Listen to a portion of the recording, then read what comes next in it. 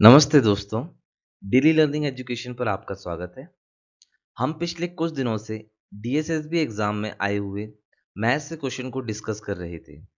अभी तक हमने 2022 में आए हुए शिफ्ट के सभी प्रश्न डिस्कस किए हैं। आज उसी को कंटिन्यू करते हुए हम 6 अक्टूबर 2018 का क्वेश्चन पेपर आज डिस्कस करेंगे। So let's continue. पहला क्वेश्चन कह रहा है कि 19,440 की राशि ए, बी और सी में इस तरह से वितरित की जाती है कि ए का 4 गुना हिस्सा बी के 6 गुने हिस्से के बराबर है और सी के 3 गुने हिस्से के बराबर है। तो इसको हम इक्वेशन के फॉर्म में लिख सकते हैं कि ए का 4 गुना हिस्सा बी के 6 गुने हिस्से के बराबर है और सी के 3 गुने हिस्से के बराबर है। इसको हम वेरिएबल के इक्वल रख सकते हैं इन तीनों को के। तो यहाँ से 4a इक्वल टू के, तो a की वैल्यू निकल के आ जाएगी k/4। इसी तरीके से 6b इक्वल टू के, b की वैल्यू निकल के आ जाएगी k/6। 3c इक्वल टू के, तो c की वैल्यू निकल के आ जाएगी k/3। 4, 6 और 3 का एलसीएम लेने पे हमें मिलता है 12। तो 12 का मल्टीप्लाई करेंगे सब में, तो k/4 इंटू 12, तो ये हो जाएगा आपके पास 3k। तो a बराबर हो जाएगा 3k के। इसी तरीके से b बराबर हो जाएगा 2k के और c बराबर हो जाएगा 4k के। अब a, b और c इन तीनों को ऐड करने पे हमको मिलता है 9k और 9k बराबर है ₹19,440 के। यहाँ से k की वैल्यू निकाल सकते हैं हम, तो k की वैल्यू हो जाएगी 19,440 डिवाइडेड बाय 9। इसको डिवाइड करेंगे तो हमारे पास बचेगा 9 2 जा 18, एक कैरी 14, तो 9 1 जा 9, 6 आ जाएगा, 9 6 जा 54, 2160। हमको निकालनी थी b की वैल्यू, तो b की वैल्यू हो जाएगी आपके पास 2 इंटू के और k की वैल्यू हम निकाल ही चुके हैं, तो k की वैल्यू है 2160। तो हमारा आंसर हो जाएगा 4320। So 4320 will be our correct answer. In this question we have to do simplification. इसको अगर हम a मान लें और इसको अगर हम b मान लें, सिमिलरली इसको a मान सकते हैं, हम इसको b मान सकते हैं, तो हमारे पास न्यूमरेटर में जो एक्सप्रेशन बनेगा वो होगा a प्लस बी का whole square plus a minus b का होल स्क्वायर। इसको जब हम फर्दर सिंप्लीफाई करेंगे तो a प्लस बी का होल स्क्वायर हमको पता है a square plus b square plus 2ab होता है। सिमिलरली a माइनस बी का होल स्क्वायर होता है a square plus b square minus 2ab। तो माइनस 2ab से प्लस 2ab कैंसिल आउट हो जाएगा, हमारे पास बचेगा 2a square plus 2b square और 2 का अगर हम कॉमन ले लें तो हमारे पास बचेगा a square plus b square. तो हमारे पास न्यूमरेटर में तो हो जाएगा 2 टाइम्स ऑफ 269 का स्क्वायर प्लस 831 का स्क्वायर और डिनोमिनेटर में है हमारे पास 2.69 का स्क्वायर प्लस 8.31 का स्क्वायर। अब यहाँ पे डेसिमल में है और ऊपर हमारे पास डेसिमल में नहीं है, तो हमको इसको डेसिमल में कन्वर्ट करना पड़ेगा। तो डेसिमल में ऊपर कन्वर्ट करने के लिए हम क्या करेंगे, 269 के स्क्वायर को डिवाइड कर देंगे हम 1000 से, 10,000 से, और मल्टीप्लाई भी करेंगे 10,000 से। सिमिलरली इसमें करेंगे हम 831 के स्क्वायर में 10,000 से डिवाइड एंड 10,000 से मल्टीप्लाई। ऐसा करने पे हमको मिलेगा 10,000 बाहर कॉमन आ जाएगा, तो हो जाएगा 2 इंटू 10,000 और अंदर हमारे पास बचेगा 2.69 का स्क्वायर प्लस 8.31 का स्क्वायर और नीचे डिनोमिनेटर में भी हमारे पास सेम वैल्यूज बचेंगी 8.31 का स्क्वायर। तो न्यूमरेटर और डिनोमिनेटर कैंसिल हो जाएंगे, तो हमारे पास आंसर बचेगा 20,000। 20,000 will be our correct answer. 30 वस्तुओं को बेचने पर एक व्यक्ति को 5 वस्तुओं के बिक्री मूल्य का लाभ होता है। तो 30 वस्तुएं हैं, तो हम मान लेते हैं एक वस्तु जो है वो 1 रुपए की है, तो सेलिंग प्राइस क्या हो जाएगा आपका 30 रुपए। सेलिंग प्राइस हो जाएगा 30 रुपए और उसको जो लाभ मिलेगा यानी कि प्रॉफिट जो होगा वो उसका होगा 5 रुपए का। तो हम यहाँ से कॉस्ट प्राइस निकाल सकते हैं। कॉस्ट प्राइस का फॉर्मूला होता है सेलिंग प्राइस माइनस प्रॉफिट। तो सेलिंग प्राइस है 30 और प्रॉफिट हुआ है 5 का, तो हमारे पास कॉस्ट प्राइस हो जाएगी 25। हमको कह रहा है कि लाभ प्रतिशत ज्ञात कीजिए। तो लाभ प्रतिशत का फॉर्मूला होता है प्रॉफिट अपॉन सीपी इंटू 100। तो प्रॉफिट कितना हुआ है हमें 5 का, सीपी है हमारा 25 का, इंटू 100। तो 25 से ये जाएगा 4 बार में, तो 5 को 20, तो 20% का लाभ। दो संख्याओं का महत्तम समापवर्तक यानी कि ये हमें एचसीएफ दे रखा है और वो दे रखा है 18, और उनका गुणनफल यानी कि प्रोडक्ट दे रखा है हमको 8748। उनका व्युत्क्रम निकालना है यानी कि हमको उनका इन्वर्स निकालना है। तो हम दोनों संख्याओं के प्रोडक्ट को लिख सकते हैं 18a इंटू 18b, क्योंकि हमें हैसियत दे रखा है तो हम 18 दोनों नंबर से कॉमन निकाल सकते हैं। तो इस तरीके से लिख के हम इसको लिख सकते हैं इक्वल टू 8748। यहाँ से हम a और b की वैल्यू निकाल सकते हैं 8748 डिवाइडेड बाय 18 इंटू 18। इसको हम सॉल्व करेंगे तो 8748 डिवाइडेड बाय 324, और ये जब हम कैंसिल आउट करेंगे तो ये 27 टाइम्स में पूरा कैंसिल आउट हो जाएगा। तो ए बी की वैल्यू निकल के आ जाएगी 27। अब ए बी के ऐसे कौन से दो फैक्टर लें कि वैल्यू हमारी 27 आ जाए? तो हम ले सकते हैं 3 इंटू 9, लेकिन 3 इंटू 9 जो है हमारे को प्राइम नंबर नहीं है, क्योंकि इसमें 1 और 3 कॉमन होते हैं, तो ये हम नहीं ले सकते। तो अगले फैक्टर हो सकते हैं 1 और 27। तो ए की जगह हम मान सकते हैं 1 और बी की जगह मान सकते हैं 27। ऐसा करने पे हमारे दो नंबर हो जाएंगे 18 इंटू 1 यानी कि 18 पहला नंबर हो जाएगा ये, और दूसरा नंबर हो जाएगा 18 इंटू 27, दूसरा नंबर हो जाएगा आपका 486। अब इन दोनों नंबर के हम क्या करेंगे, व्युत्क्रम यानी कि इनवर्स निकालेंगे। तो पहला नंबर है 1/18, इसका इनवर्स हो जाएगा। दूसरे नंबर का इनवर्स हो जाएगा 1/486, और इन दोनों का जब हम इनवर्स निकालेंगे टुगेदर तो एलसीएम आएगा आपका 486, और ये जाएगा आपका 27 टाइम्स में, ठीक है, प्लस 1, तो ये हो जाएगा 28 डिवाइडेड बाय 486। इन दोनों को जब हम कैंसिल करेंगे तो यहाँ पे हो जाएगा 14 और ये हो जाएगा 243। तो हमारा आंसर हो जाएगा 14 डिवाइडेड बाय 243। ये हमारा आंसर है।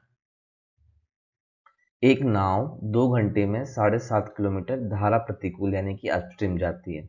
तो सबसे पहले तो हम मान लेते हैं कि नाव की स्पीड जो है वो है x किलोमीटर पर आवर, और धारा की स्पीड मान लेते हैं y किलोमीटर प्रति घंटा। तो डाउनस्ट्रीम में स्पीड हो जाती है आपकी, नाव की स्पीड और धारा की स्पीड जोड़ देते हैं हम, तो हो जाएगी x plus y kilometre per hour, और अपस्ट्रीम में स्पीड होती है आपकी x minus y kilometre per our.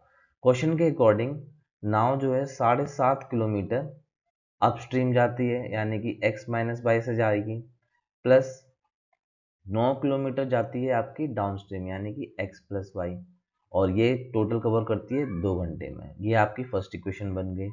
इसके अलावा यह 2 घंटे 45 मिनट में 9 किलोमीटर अपस्ट्रीम यानी कि x minus y plus 15 kilometre downstream यानी कि x plus y equal to 2 घंटे 45 मिनट। 2 घंटे 45 मिनट को जब हम उसमें फ्रैक्शन में कन्वर्ट करेंगे तो हम इसको लिख सकते हैं 2 घंटे और 45 डिवाइडेड बाय 60।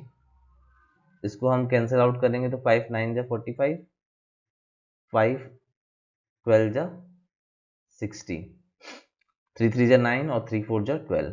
तो इसको लिख सकते हैं हम 2 3 बाय 4 यानी कि 4 2 जा 8 9 10 11 11 बाय 4। तो इसको लिख सकते हैं हम 11 बाय 4 आवर्स। ये आपकी सेकेंड इक्वेशन हो गई। अब इन दोनों इक्वेशन को सॉल्व करने के लिए हम क्या करेंगे, 9 और 15 को इक्वल बना लेंगे। तो उसको इक्वल बनाने के लिए इस पूरी इक्वेशन में मल्टीप्लाई करेंगे 3 का, और इस पूरी इक्वेशन में मल्टीप्लाई करेंगे हम 5 का। तो फर्स्ट इक्वेशन हो जाएगी आपकी 5 7 जा 35, 5 37.5 हो जाएगी ये 37.5 x माइनस वाई प्लस 5 9 जा 45 divided by x plus y equal to 5 2 जा 10। दूसरी इक्वेशन हो जाएगी आपकी 3 9 जा 27 divided by x minus y plus 15 3 जा 45 x plus y equal to 33 by 4। अब इन दोनों इक्वेशन को कैंसिल आउट करेंगे माइनस करके, तो ये तो कैंसिल हो जाएगा पूरा, और 37.5 से माइनस करेंगे हम 27 को, तो हमारे पास बचेगा 10.5। कितना बचेगा ये 10.5 divided by x minus y divided by x minus y, और वो इक्वल टू हो जाएगा आपका 10 माइनस 33 बाय 4। 10 माइनस 33 बाय 4 को सॉल्व करेंगे तो 40 माइनस 33 बाय 4, तो ये हो जाएगा 7 बाय 4। तो 7 के टेबल से यहाँ कैंसिल करेंगे तो 7 1 जा 7, और ये हो जाएगा 7 5 जा 35, और 1.4 इंटू 6 यानी कि x माइनस वाई की वैल्यू आ गई आपकी 6। अब x माइनस वाई की वैल्यू 6 आ गई है हमारे पास। अब इस वैल्यू को हम रखेंगे इस वाली इक्वेशन में, x माइनस वाई की वैल्यू 6 को इस वाली इक्वेशन में रख के हम x प्लस वाई की वैल्यू निकाल लेंगे। यहाँ पे रखने पे ये आ जाएगा 37.5 divided by 6 plus 45 x plus y equal to 10। 37.5 divided by 6 को हम सॉल्व करेंगे तो हमारे पास आ जाएगा 6.25। इसको जब हम सॉल्व करेंगे तो ये आ जाएगा हमारे पास 6.25।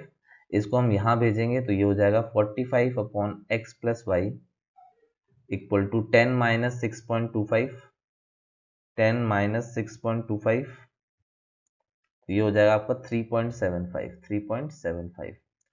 अब 45 को डिवाइड कर देंगे हम 3.75 से, और यहाँ से हम x प्लस वाई की वैल्यू निकाल लेंगे। तो 45 को डिवाइड करेंगे हम 3.75 से, तो ये आएगा हमारे पास 12। तो x प्लस वाई की वैल्यू आ जाएगी हमारे पास 12। तो हमारे पास x प्लस वाई की वैल्यू 12 आ चुकी है, और x माइनस वाई की वैल्यू 6 है। अब दोनों इक्वेशन को सॉल्व कर लेंगे हम यहाँ से 6, तो y से y कैंसिल हो जाएगा, तो 2x बराबर हो जाएगा 12 और 6 18। तो x की वैल्यू आ गई आपके पास 9। x की वैल्यू अगर 9 आ गई तो y की वैल्यू हमारे पास हो जाएगी कितनी 3, और y की वैल्यू 3 यानी कि हमें स्ट्रीम की वैल्यू निकालनी थी। स्ट्रीम यानी कि धारा की वैल्यू निकालनी थी कि कितनी स्पीड होगी, तो हमारे पास वो आएगी 3 किलोमीटर प्रति घंटा। उस न्यूनतम संख्या के अंकों का योग क्या है जिसे पूर्ण घन बनाने के लिए 13,896 में से घटाया जाना चाहिए। तो हमें एक परफेक्ट क्यूब बनाना है, और हमारे पास नंबर दे रखा है 13,896। इसमें से एक नंबर को माइनस करना है हमें, जिसके बाद हमें एक परफेक्ट क्यूब मिल जाएगा। और जो भी हमें नंबर माइनस किया है ये, उसके अंकों का योग पूछ रहा है कि क्या होगा। ठीक है, तो हम देखते हैं कि ये 13,896 के आसपास कौन सा परफेक्ट क्यूब बनता है नंबर। तो हमको पता है कि 20 का क्यूब होता है आपका 8,000 के आसपास। ठीक है, 8,000 ही होता है क्योंकि 2 का क्यूब 8, तो 20 का क्यूब हो जाएगा 8,000। और अगर हम 25 का निकालना चाहें तो 25 का क्यूब होता है आपका 15,625। यानी कि ये जो नंबर है वो 20 और 25 के बीच में है, और ये 25 के नियरेस्ट लग रहा है, तो हम 24 का क्यूब निकाल लेते हैं। तो 24 का क्यूब निकल के आएगा, 24 का स्क्वायर होता है आपका 576 इंटू 24 और कर देते हैं हम। तो इसको जब हम सॉल्व करेंगे तो ये निकल के आएगा 13,824। तो 13,824 निकल के आ गया। तो हमारे पास नंबर आना चाहिए माइनस करने के बाद 13,824। अब यहाँ से हम नंबर निकाल लेते हैं कि हमने कौन सा नंबर माइनस किया है। तो x की वैल्यू हो जाएगी 13,896 माइनस 13,824। इसको माइनस करेंगे तो 6 में से 4 गया 2, और 9 में से 2 गया 7। अब उस संख्या के अंकों का योग निकालना है, तो इसके अंकों का योग करेंगे हम, तो 7 प्लस 2 कितना आ जाएगा 9। और 9 हमारा करेक्ट आंसर है। एक त्रिभुज की भुजाएं 5 सेंटीमीटर, 12 सेंटीमीटर और 13 सेंटीमीटर है। अब हमको ये पता है कि ये तीनों नंबर से एक ट्रिपलेट बनाते हैं। ट्रिपलेट बनाते हैं यानी कि इन तीनों नंबर पे हमारी पाइथागोरस थ्योरम लग रही होगी। तो हमारा जो ट्राइंगल होगा वो कुछ इस शेप का होगा।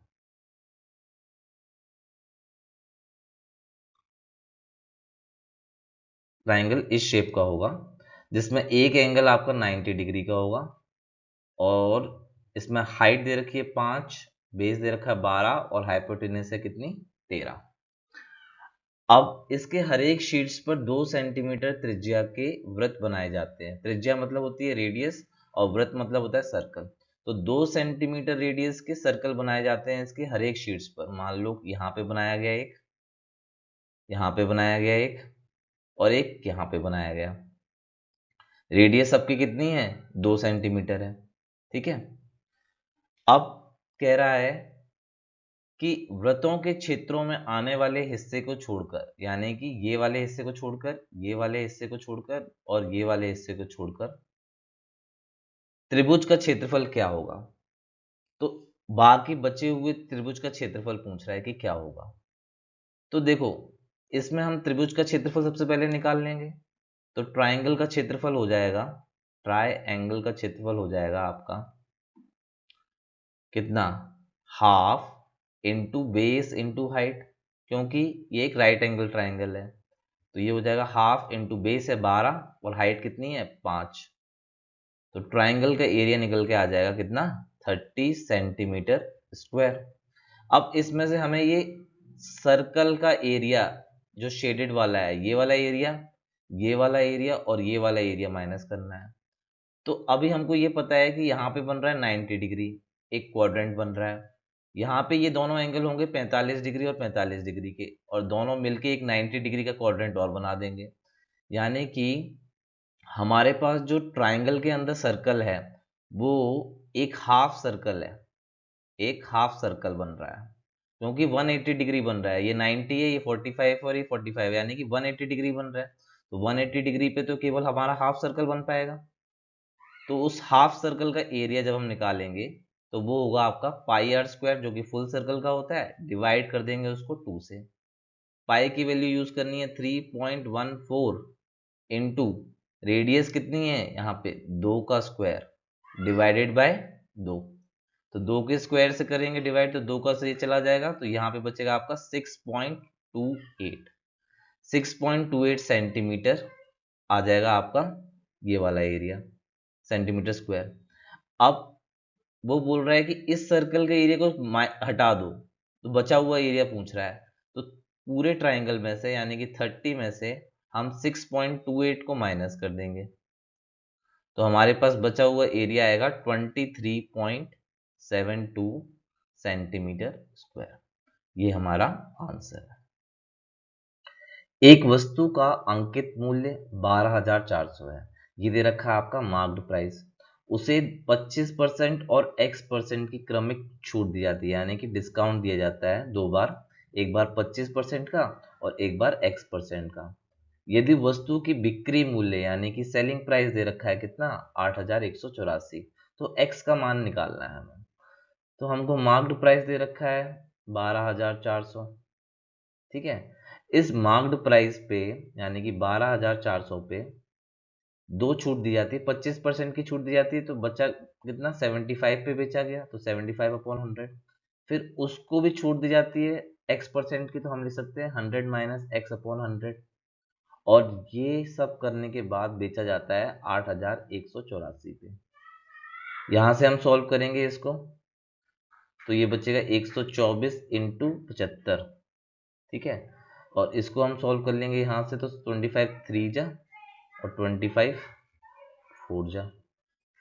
इसको सॉल्व करेंगे 4 के टेबल से, तो 4 3 जा 12, 4 1 जा 4। फर्दर सॉल्व करेंगे इसको, तो 3 1 जा 3 और 3 3 जा 9। तो 93 100 माइनस x इक्वल टू 8184। तो 100 माइनस एक्स हो जाएगा आपका 8184 डिवाइडेड बाय 93। ये कैंसिल आउट हो जाएगा आपका 8184 डिवाइडेड बाय 93। ये कैंसिल आउट हो जाएगा आपका 8 टाइम्स में, 8 टाइम्स में और 8 टाइम्स, 88 टाइम्स में। तो x की वैल्यू निकाल के आ जाएगी 100 माइनस 88, यानी कि x की वैल्यू हो जाएगी 12%।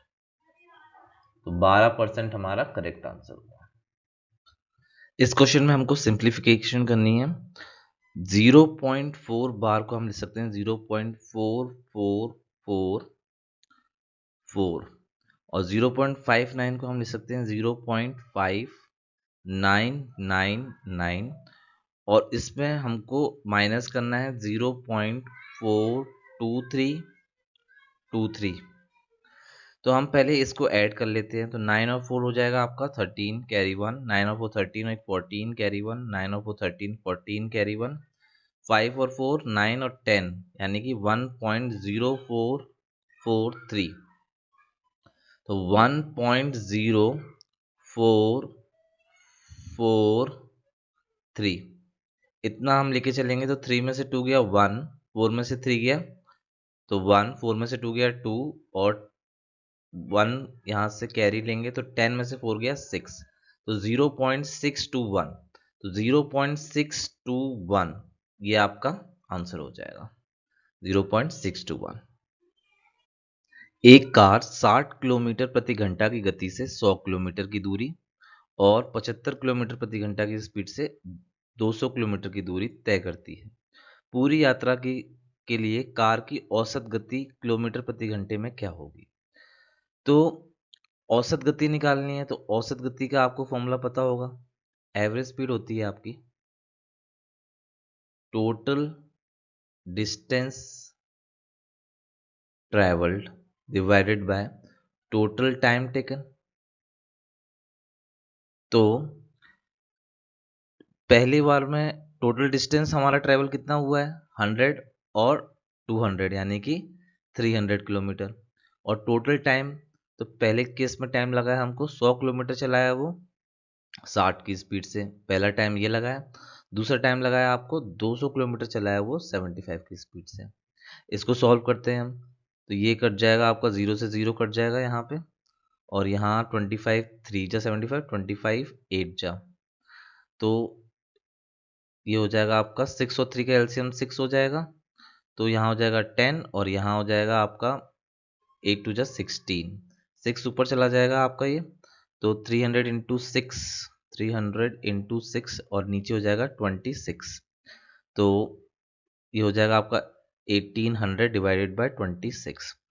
1800 को डिवाइड करेंगे जब हम 26 से, 1800 डिवाइड बाय 26 तो हमारे पास आएगा 69.23, 69.23 आ रहा है हमारा 69.23। हमको निकालना था एक दशमलव स्थान तक सही, यानी कि 69.2 आपका करेक्ट आंसर हो जाएगा।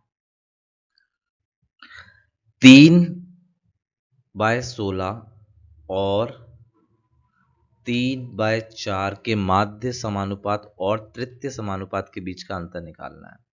तो अगर हम इसको P मान लें, इसको Q मान लें, इसको R मान लें और इसको S मान लें, तो जब रेशियो इस तरीके से लिखी जाती है R और S, तो इन दोनों के बीच में जो माध्य समानुपात होता है, माध्य समानुपात होता है वो डिफाइन किया जाता है under root PR divided by QS से। और तृतीय समानुपात होता है, इस तरीके से अगर रेशियो लिखी है तो इसका तृतीय समानुपात हो जाएगा, यानी कि थर्ड प्रोपोर्शन, ये हो जाएगा आपका R। तो इन दोनों के बीच का अंतर निकालना है। तो सबसे पहले हम ये निकाल लेंगे। तो P की वैल्यू है आपकी 3 इंटू R की वैल्यू कितनी है 3, Q की वैल्यू है आपकी 16 और S की वैल्यू कितनी है 4। इसको सॉल्व करेंगे तो ये हो जाएगा आपका 9 डिवाइडेड बाय 16 इंटू 4, यानी कि 16 टू जो 38 64 हो जाएगा ये आपका। तो इसको सॉल्व करेंगे तो ये हो जाएगा आपका 3 डिवाइड बाय 8, और r जो है वो दे रखा है आपको 3। तो दोनों निकल के आ गए। अब इनके बीच का अंतर निकालना है, तो 3 में से माइनस कर देंगे हम 3/8 को। इसको सॉल्व करेंगे, 8 एलसीएम ले लेंगे, तो ये हो जाएगा 24 माइनस 3, तो आंसर हो जाएगा अपना 21/8। 21/8 करेक्ट आंसर। 2 वर्ष के लिए 6400 पर चक्रवृद्धि ब्याज और साधारण ब्याज के बीच का अंतर दे रखा है हमें 36, तो हमें प्रति वर्ष का ब्याज दर निकालना है। तो सबसे पहले ऐसे क्वेश्चन आए जब भी, सबसे पहले सिंपल इंटरेस्ट निकालेंगे पहले साल के लिए। तो पहले साल के लिए सिंपल इंटरेस्ट निकालेंगे तो वो हो जाएगा P into R into T upon 100। इस केस में T हमारा 1 होगा, तो हमारा सिंपल इंटरेस्ट निकल के आ जाएगा PR/100। अब सिंपल इंटरेस्ट के ऊपर सिंपल इंटरेस्ट निकालना है हमें सेकेंड ईयर में, जो कि कंपाउंड इंटरेस्ट होता है। तो सिंपल इंटरेस्ट के ऊपर सिंपल इंटरेस्ट होगा हमारा, उसको लिखा जा सकता है P इंटू R/100, और इसका R/100। तो ये हो सकता है, ये हो जाएगा आपका PR² अपॉन 10,000। PR² upon 10,000। तो ये आपका पहले साल और दूसरे साल के बीच में जो सिंपल इंटरेस्ट मिला है हमें, वो निकल के आ गया, यानी कि डिफरेंस निकल के आ गया। तो इस डिफरेंस को हम लिख सकते हैं 36 के बराबर। तो 36 इज इक्वल टू, प्रिंसिपल है आपका 6400 इंटू रेट हमें निकालना है, और 10,000 नीचे। 2 जीरो से 2 जीरो कैंसिल हो जाएंगे आपके, ठीक है। इसके बाद ये हो जाएगा आपका 3600 ऊपर, और नीचे हो जाएगा 64, और ये हो जाएगा आपका R²। R² का आप अंडर रूट लगा देंगे तो 3600 का हो जाएगा आपका 60 डिवाइडेड बाय 8। 60 डिवाइडेड बाय 8 ये रेट निकल के आ जाएगा। इसको ले सकते हैं हम 30/4, और 15/2, इसको हम ले सकते हैं 7.5%। तो रेट निकल के आ जाएगा आपका 7.5%। एक दिन में 8 घंटे काम करने वाले 2 आदमी 6 दिन में 112 मीटर लंबी दीवार बना सकते हैं। एक दिन में 5 घंटे काम करने वाले 25 आदमियों द्वारा 3 दिन में इस प्रकार की कितनी लंबी दीवार बनाई जा सकती है। तो इस प्रकार के क्वेश्चन के लिए फॉर्मूला होता है आपका MDH वाला। तो M/M1/D1/H1 is upon work 1 is equal to M2/D2/H2 divided by work 2। तो यहाँ पे आदमी है 2, डेज लगे हैं 6, और कितने घंटे काम किया उन्होंने, 8 घंटे काम किया है।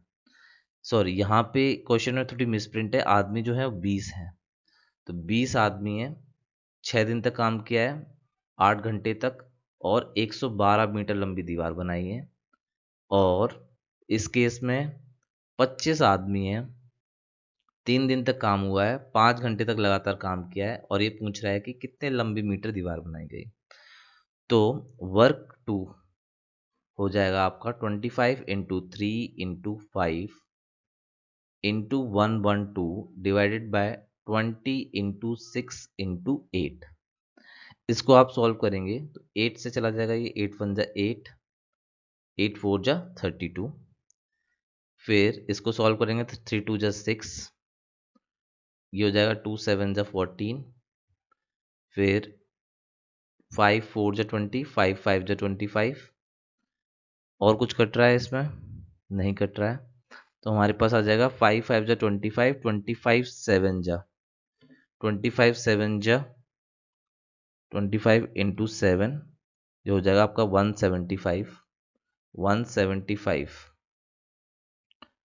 डिवाइडेड बाय 4, 175 डिवाइडेड बाय 4, ये निकल के आएगा आपके पास 43.75 मीटर। तो जो दीवार बनाई जाएगी दूसरे केस में वो होगी 43.75 मीटर लंबी।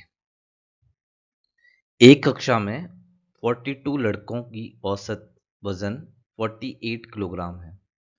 तो बॉयज थे 42 और उनका औसत वजन दे रखा है 48 किलोग्राम।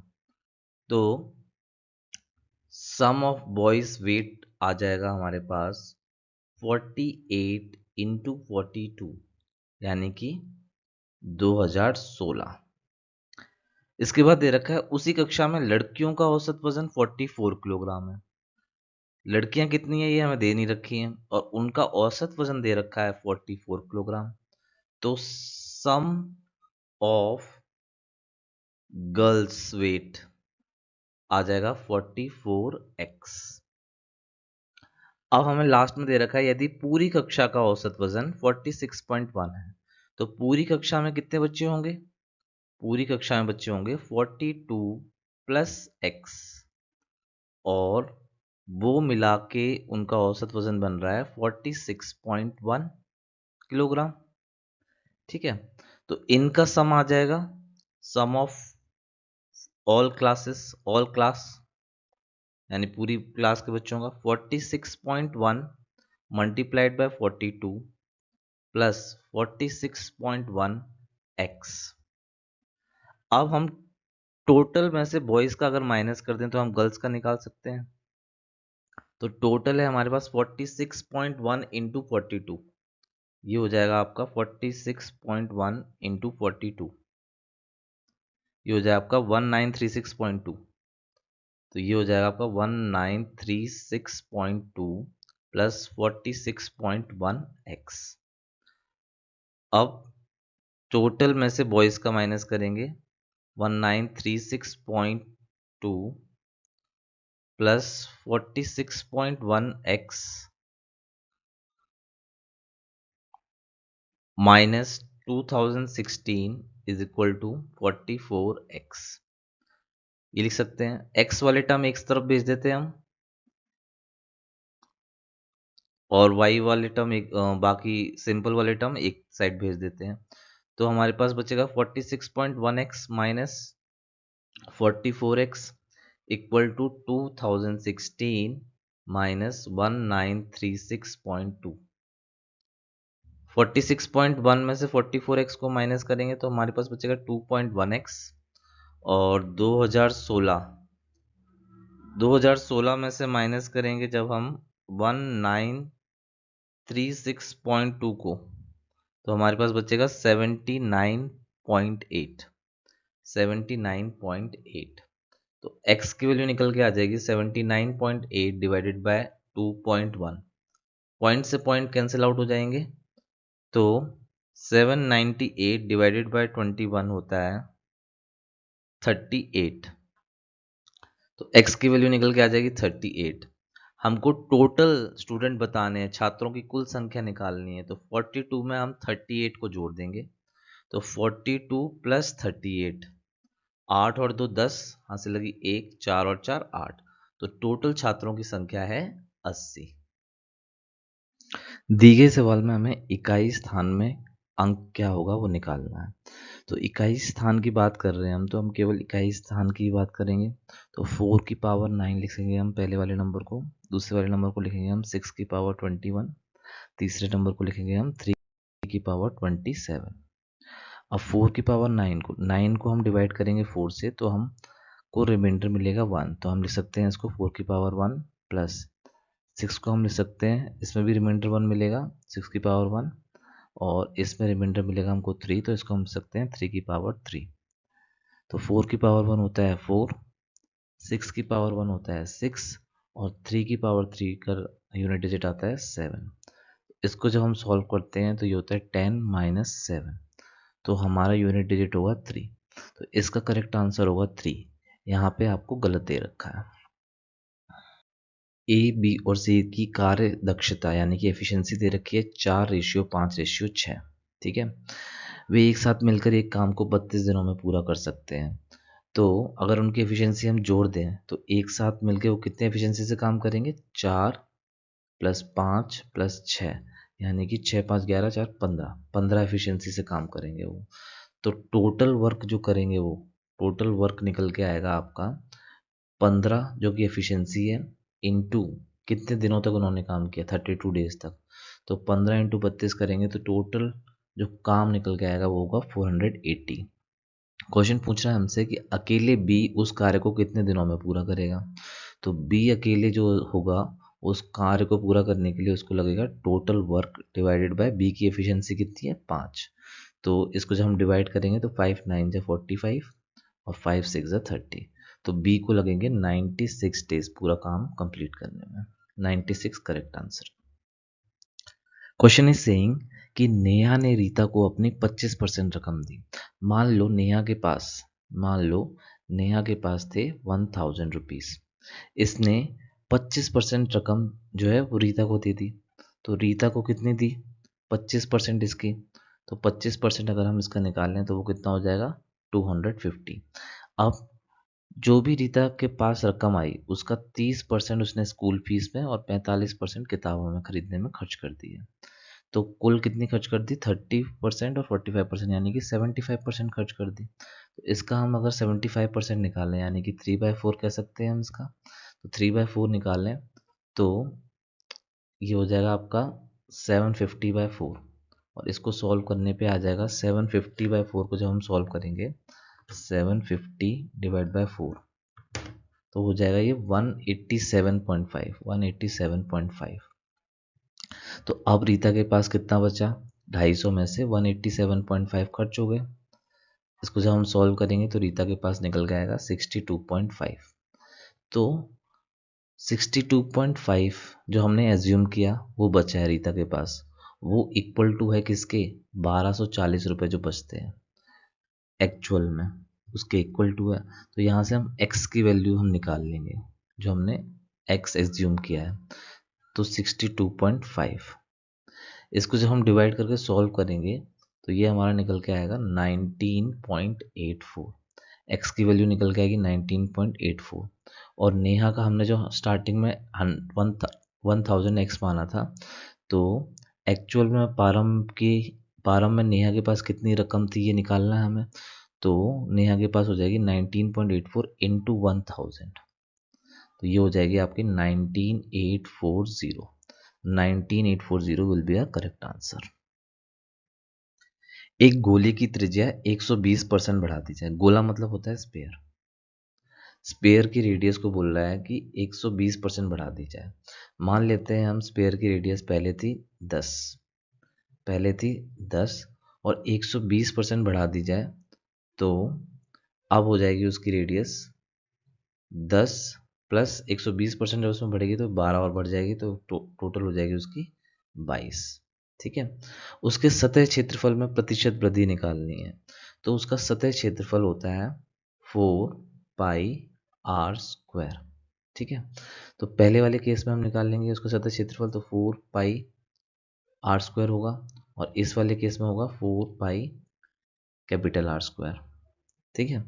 तो वृद्धि कितनी हो जाएगी, वृद्धि हो जाएगी 4πR² minus 4πr² divided by 4πr² into 100। ये हमें निकालना है। तो 4π तो कॉमन हो जाएगा, r² यानी कि 22 का स्क्वायर माइनस 10 का स्क्वायर और नीचे भी 4π बाहर है और r² यानी कि 10 का स्क्वायर इंटू 100। ठीक है। तो 4π से 4π कैंसिल हो जाएगा आपका, 4π से 4π कैंसिल हो जाएगा आपका। तो 22 का स्क्वायर होता है 484 माइनस 100, 484 माइनस 100 और नीचे है आपका 100 इंटू 100। तो 100 से 100 कैंसिल आउट हो जाएगा, 484 में से 100 जाएगा तो बचेगा 384। तो 384% जो होगा इसका करेक्ट आंसर होगा, जो कि चारों ऑप्शन में मेंशन नहीं था। 384 इसका करेक्ट आंसर है। निम्नलिखित तालिका एक वर्ग अंतराल में छात्रों द्वारा 50 अंकों में से एक प्राप्तांक दर्शाती है। इस तालिका को पढ़कर निम्नलिखित प्रश्नों के उत्तर देने हैं। तो छात्रों का माध्य निकालना है हमें। छात्रों का माध्य निकालना है। सबसे पहले हम छात्रों की संख्या निकाल लेते हैं कि छात्र कितने हैं टोटल। तो 10 और 15 25, 25 और 45 हो जाएगा आपका 70, 70 और 35 105, 105 और 15 यानी कि 120 छात्र हैं टोटल हमारे पास। अब हम वर्ग अंतराल का मिड वैल्यू निकाल लेंगे, क्लास इंटरवल की मिड निकाल लेंगे। तो ये हो जाएगी 5, ये हो जाएगी 15, ये हो जाएगी आपकी 25, ये हो जाएगी आपकी 35 और ये हो जाएगी आपकी 45। 5 को 10 से मल्टीप्लाई करेंगे तो ये हो जाएगा हमारे पास 50। 15 को 15 से करेंगे तो ये हो जाएगा हमारे पास 225। 45 को 25 से मल्टीप्लाई करेंगे तो हमारे पास आएगा 45 इंटू 25, 1125। 35 को 35 से मल्टीप्लाई करेंगे, 35 इंटू 35 तो आ जाएगा 1225। और 45 को 15 से मल्टीप्लाई करेंगे तो ये हो जाएगा हमारा 675। इन सबको जोड़ेंगे अगर हम 675 1225 प्लस 1125 प्लस 225 प्लस 50, तो ये जोड़ने के बाद आ जाएगा हमारे पास 3300।